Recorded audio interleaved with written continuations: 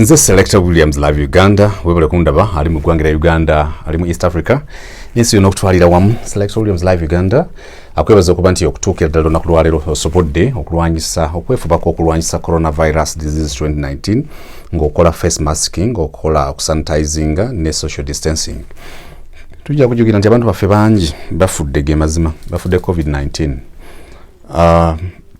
Kitalo nnyo kya Musumba Ssenfuma, kitalo nnyo ekyaba fathers abafudde mu ekereziya n'abakulu ab'eddiini mu busiraamu abafudde bangi nnyo naye nga kitalo nnyo kitalo ddala ne bannayuganda aba bulijjo bafudde. COVID-19 yajja ng'azannyirira bw'atyo n'atusalirawo ebintu bingi nnyo olunaku lwaleero. Ani yali alowoozezzaako kuba nti mu Uganda osobola okuba nga tokkirizibwa kuvuga motoka yo n'etambula freely? Ebintu ebimu bijja kujja bwe bityo naye nga tolowooza nti biyinza n'okwanguwa okuvaawo. Ebimu bibadde mu mawanga malala. Mu Uganda omuntu abadde avuga emmotoka nga talina driving permit. Mu Uganda omuntu abadde asobola okuvuga emmotoka ye nga teri mu mannya ge. Gye tulaze mu COVID-19 ono gyatutwala, oluvannyuma lw'okuba nti nnini namba zigenze nnyo mu databases, gye tunaagenda okuviirayo ng'omuntu tosobola kuvuga mu mmotoka nga teri mu mannya go, nga tosobola kuvuga mmotoka ddala nga tolina driving permit. Ebintu bingi nnyo tebijja kusigala kyekimu. Bino ebyawo kukola vaccination ndabyeko Ministry ya Health nga buli muntu yenna emulagirira gy'alina okugemesebwa oba okugenda okugemebwa COVID-19. Ojja kwekanga nga akantu ako kokka ke bakugemye oba butakugema nga tosobola kufuluma kisaawe ky'entebe. Abamu babadde batambula wano mu East Africa mbadde mulaba nga olina okuba ne yellow fever card eyo ya vaccination ekakasa nti bakugema. Mu Uganda badde nkubuuza nti wali olowoozezaako nti omuntu asobola okugamba nti waliyo ekintu ekisobola okugaana okuvuga emmotoka yo gye wagula? Yes, kisobose era kigenda kubeera mu byafaayo. Wali okirowoozaako nti osobola okukeera olunaku nga tosobola kuva waka, tosobola kuvaawo nga ne bw'oba ovudde wogera kutambuza bigere? Twali tulowoozezaako ku ssenyiga afaanana bw'ati.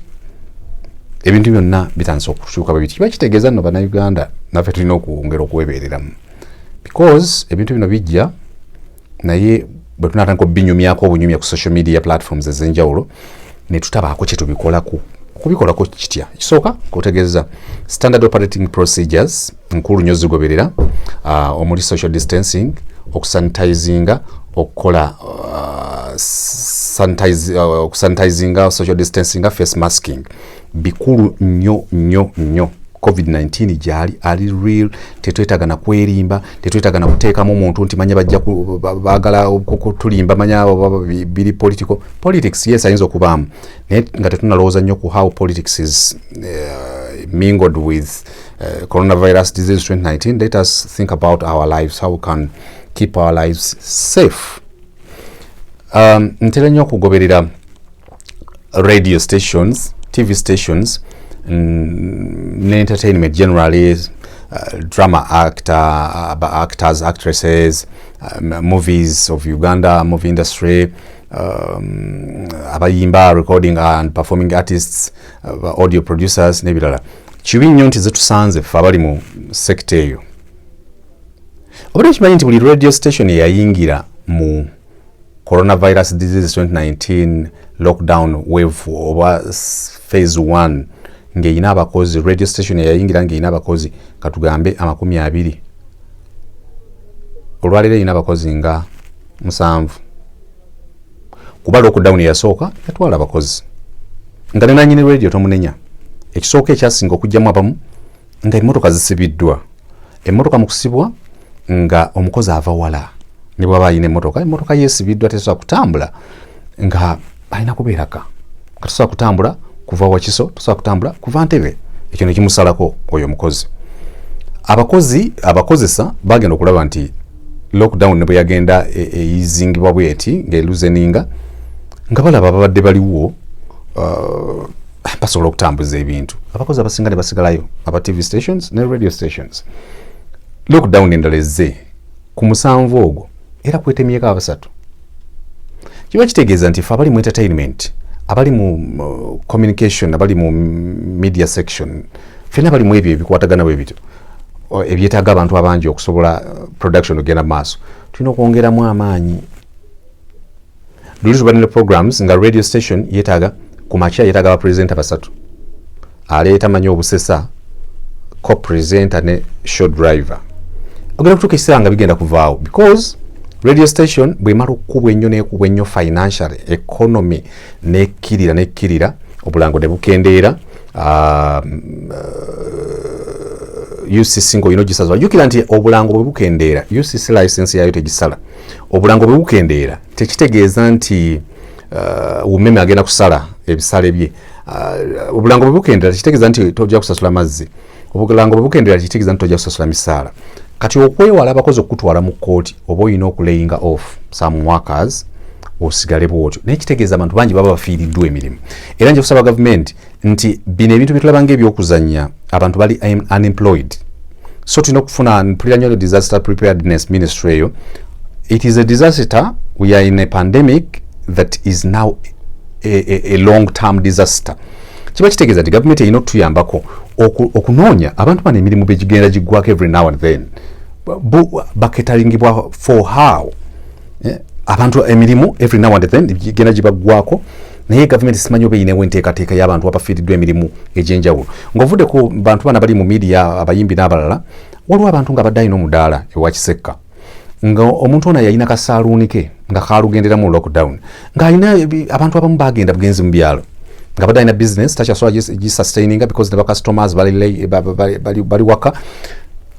Simanyi oba government erina plan for that, a backup plan for people who lost their employment due to COVID-19 mu phase 1 ne phase 2 and we anticipate that we may go into phase 4 phase 3 4 and etc because pandemic is unpredictable kusinza kuba science babyogera kutosobola kumanya genda kuwaving it and on top of that pandemic bezitera okubaawo naddala nga ziri generated scientifically generated muba mukyalwanyisa eno ng'abasawo bongeramu endala aba babitondawo ebyo ebintu byabwe aba bakugu bana science muba mulwanyisa eno ng'ayongeramu ekirala nga mulyoka mulwanagana n'ekintu okumala emyaka 10. Ekibuuzo kiri nti nze naawe gwangoberera tugenda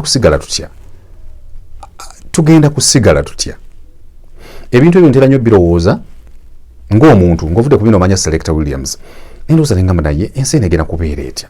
Ekisooka tuli mu kutya nnyo nti mukwano gwo baabawo kojjaawo ali mu kufa covid tomanyi kiddako naawe ng'omuntu tomanyi bafamire yo kyebazzaako ng'abantu naye economy eyongera okukkirira and I am not sure that the government of Uganda is having a plan B, is having any solution, immediate solution regarding the continuity of lives of Ugandans, the economy of this country.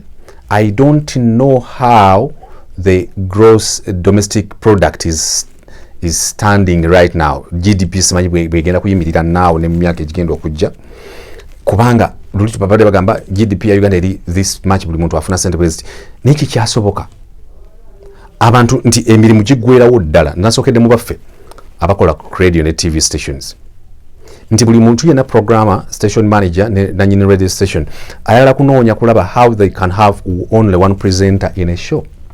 Kitegeeza naffe abakola ku radio tulina okwongera okulowooza deeper, tulina okwongera okulowooza ennyo because away from playing a song nogamba nayo oluyimba nze Selector Williams Live Uganda akayimba kalibatanya kajuliana kanyomoza olimba beka wishi rwa bebe cool is that enough really?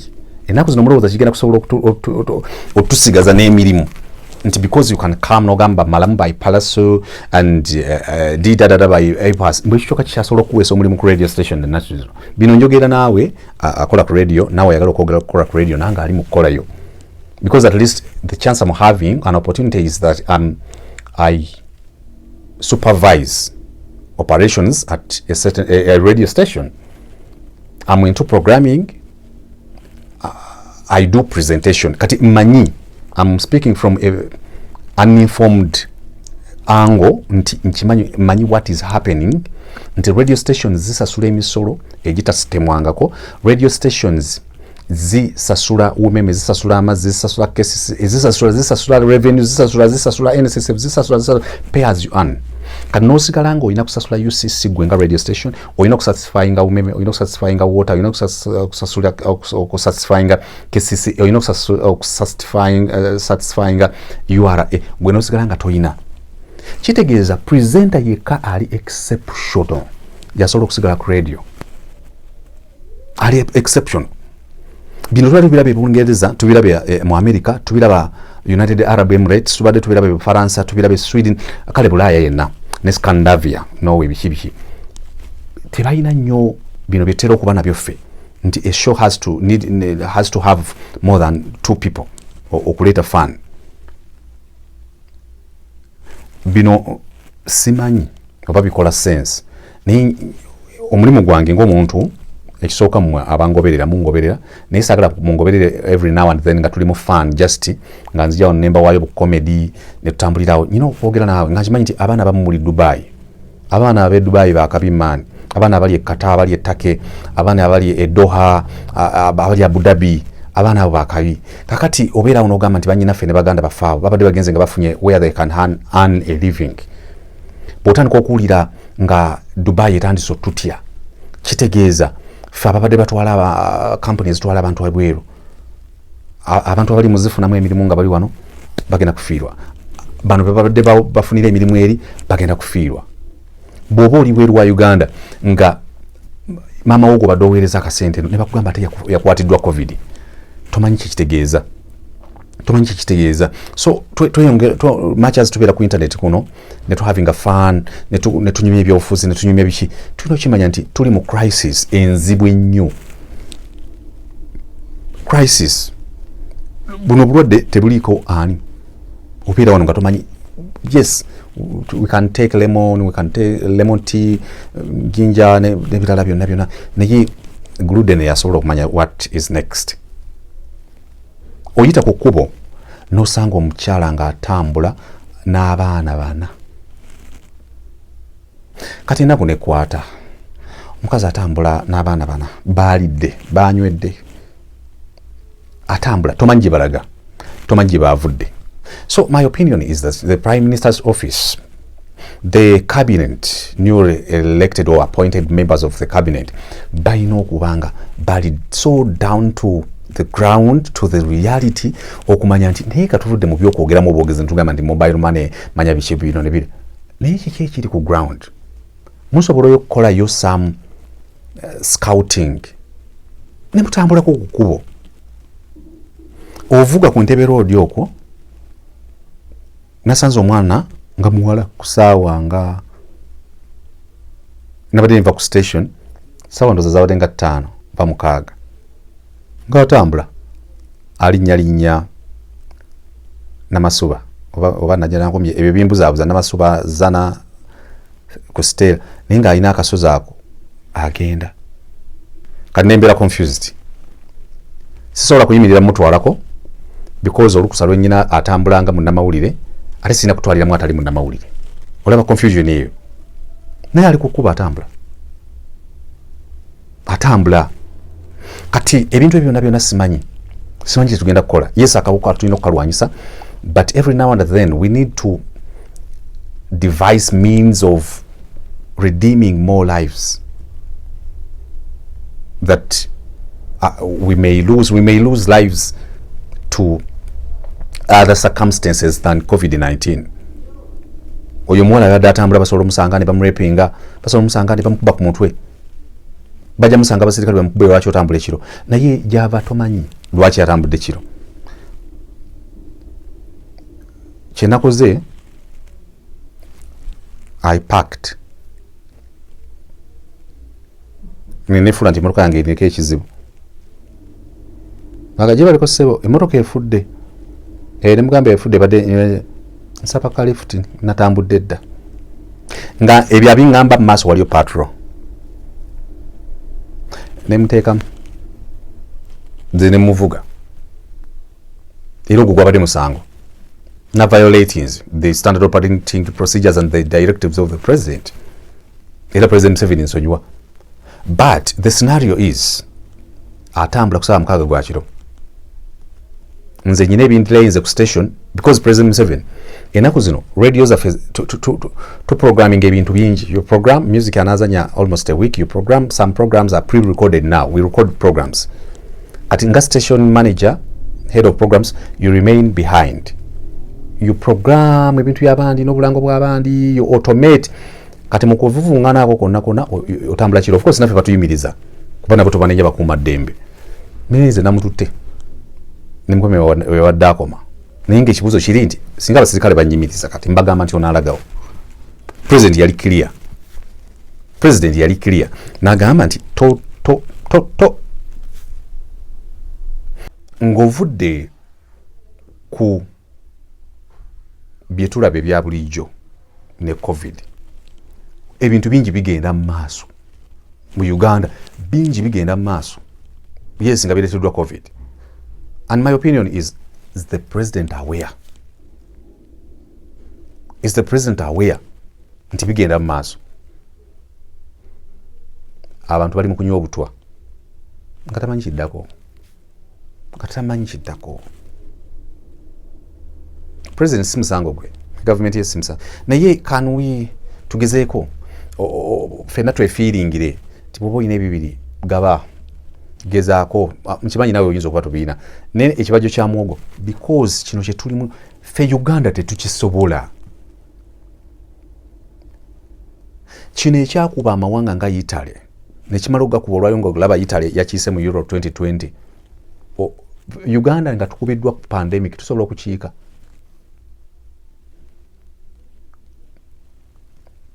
Era n'enteekawo ya lockdown zino ne standard operating procedures, nze opinion yange egamba tuyinza obutateekawo zennyini zifaanana z'Abangereza, because their systems, their facilities of health, their economic stability, they are stable economically. Wave eri yasooka Abacanada nga bagamba abantu stay home, buli muntu ne bamuteerako some dollars. Kati fe abali mu third world countries where corruption is the option most of the time, especially when it comes to the leaders in power, ensi zijjudde corruption, ne bali balina corruption. Naye Uganda yange esobola okuteekawo a total lockdown. Era nze President Museveni nyongera okugamba ne Prime Minister, sente zino nga tenunalowooza ziweereza abantu ku mobile money. Let us make sure that people are vaccinated, and before being vaccinated, let us make sure that they are tested to know whether they are positive with COVID-19 or negative. When they are negative, we vaccinate them. When they are positive, they get medication. Sente ezo zetwagala okuwaayo nga ez'okuyamba abantu olw'okuba zijja kubulira mu nguzi ne mu bubbi obwammwe aba gavumenti, si bonna definitely, ni most of you. Government, Ministry ya Health ekole ekintu kimu kyokka, making sure nti tegema abantu nga tebakebedde, because we are worried. We are told that when you're vaccinated, at the same time having the virus, corona, that you die. It is what we hear. It is hearsay, it is corridor talk, it is just gossip, but sometimes gossip becomes news or real information. Katusaba, opinion is, batugeme after being tested. If I test positive, nfune eddagala nga lya gavumenti. President Museveni ekyo mukisobola nammwe, ekyo mukisobola. Tumanye nti at least kantobe ku birala byonna nange neefeeko naye nyina assurance about the vaccination, and after thorough analysis, research to determine whether the the vaccine is the best for Ugandans.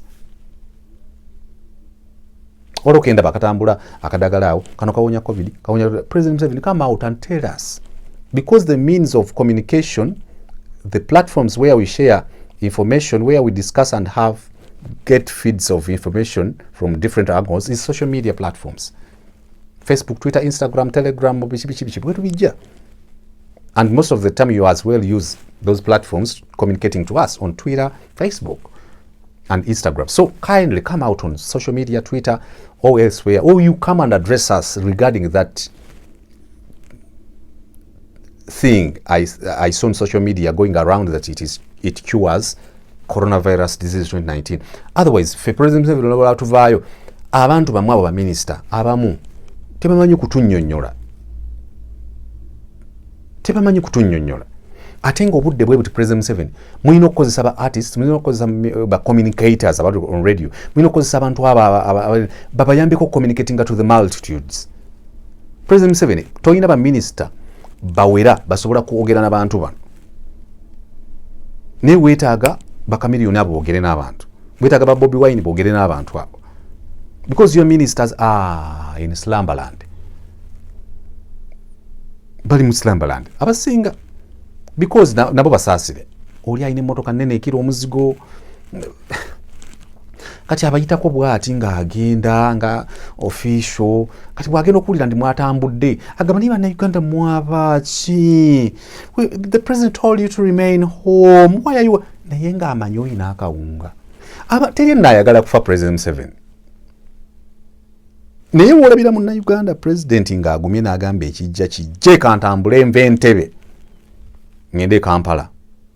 President Museveni aba yasazeewo dde oba okufa kufe. Oyo omuntu gw'olaba kyovula nja kusaba President Museveni oyongereemu, olemu abasajja abo abamilitale balungi, abasajja abamilitale abo balungi bw'obasanga ku kkubo boogera naawe bulungi naawe n'obannyonnyola. And I'm not encouraging Ugandans to defy or to violate the standard operating procedures or defy or fail to adhere to the directives of the president. Nedda. Naye let us employ people, security operatives or individuals, personalities who can relate with the society.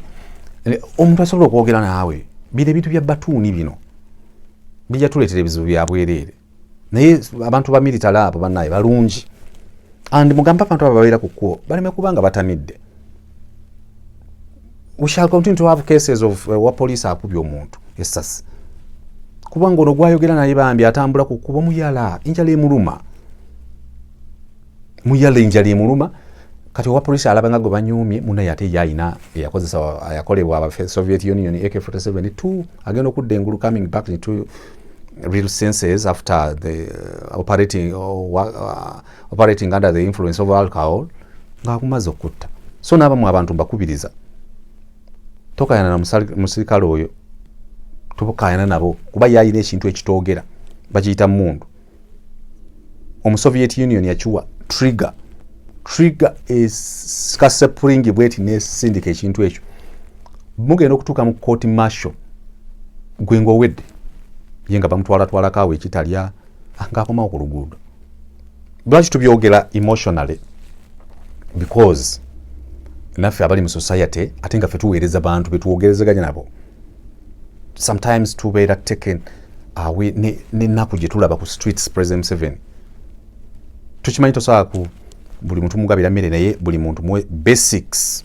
For example, testing, if they are positive, receive free medication regarding COVID-19. If they are negative, vaccination ebeera available. Nalabye Minister of Health getaddeyo buli muntu wakisowa gy'obagenda bagemera. And give us encouragement, motivate us to go and be vaccinated. Kubanga waliwo politics and propaganda that is moving around vaccination. Gundi ezo bazita batya vaccines kutuzungulu menyera ki byaba bintumye. President Museveni to the entertainers aba radio mbabulira ne TV nga nange mwendi tulina okulowooza ennyo, otherwise we are going to lose employment. Kuba onnanyini radio batakyalina ssente zasasula bakozi kasasule UCC radio esigale on playing music. Abayimbi, I don't know, because you have suffered. This is close to a second year.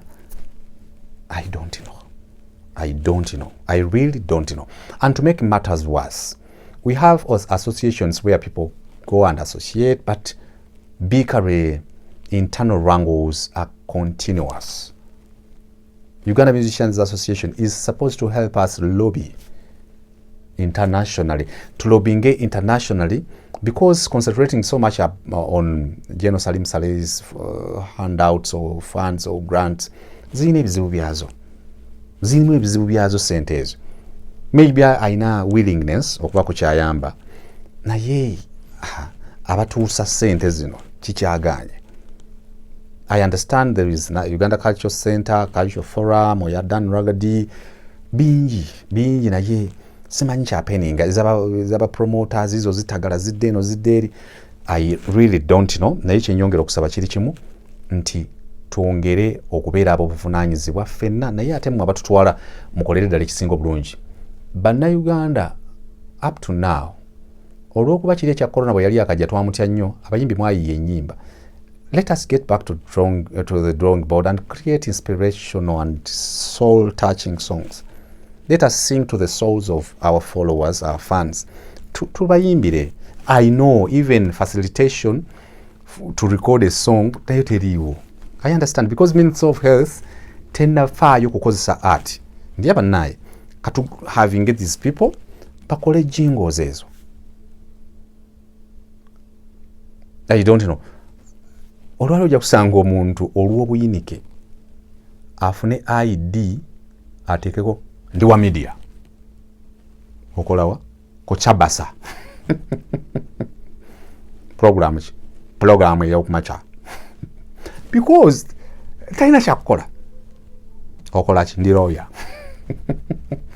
waabwa ku kooti okola mpolereza misango nga tamanyi nakumanya nti kooti zikola oli kindi mulamuzi olamula ku kooti nsala misango because bw'ataali gw'omujjukiza mugamba kooti zaggalawo oli kindi wa poliisi kadi togiraba because embeera ebayikiriza okulimba tuyina baafande ku kkubo n'omusanga mu mmotoka ayeewadde n'amayinja first commander nkomandinga ekibinja ekisooka ekyaki ekya poliisi ekyawe yabunamwaya ndi w'amagye nanti olubamuyimiriza mu mmotoka avuga eyawo ndi jeno nze vice nga yamanyi obwa jeno buliko vice nze vice wa Kaguta ndi musawo pharmacist omugamba kikomeko oli pharmacy yes nga alina nettaawo wano eyo nabyonna lwaki abantu babiyize oli kino ndi teacher nsomesa biography kati buli muntu kyasanga kyeyetuuma kaloli muki kandi ekyekira kyesogeddeeko awo ndi mu URA kuŋŋaanya misolo tugenda kuŋŋaanya misolo ndi wa umeme kukubisa amasannyalaze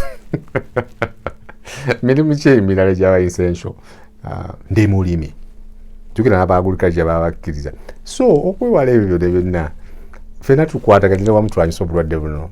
I chose to come and share this with you. Let us continue to fight hard. Let us remain vigilant. Let us be keen. Let us be so much motivated. Let us try ourselves to lift our spirits. Let us continue to fight the pandemic, the coronavirus disease 2019. Let us adhere. Let us not violate the presidential directives. Let us continue to face mask, to sanitize and social distance. God definitely will redeem us. Definitely God is our healer, first of all, is the Alpha and Omega, truth and the light, simple as that. Merhaba.